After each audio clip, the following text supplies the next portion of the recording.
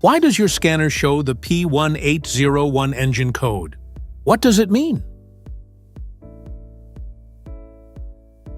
P1801 is a variable intake air system, VIAS, control solenoid valve, to malfunction. This engine code generally indicates a problem with the transmission clutch interlock safety switch circuit, or a similar issue related to a safety switch or solenoid in the transmission system. Under this circumstance, stop driving and repair your vehicle immediately.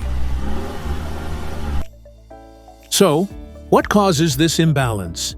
Here are the most common culprits. This error can be caused by these possible faults in your vehicle. Faulty VIAS control solenoid valve 2, wiring and connector issues, engine control module problems, vacuum leaks.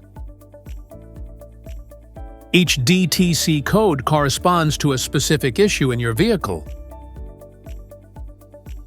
This error code occurs in any OBD2 equipped vehicles, especially in those manufactured since 1996.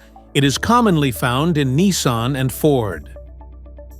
If you want to fix this error code, let us know in the comments section.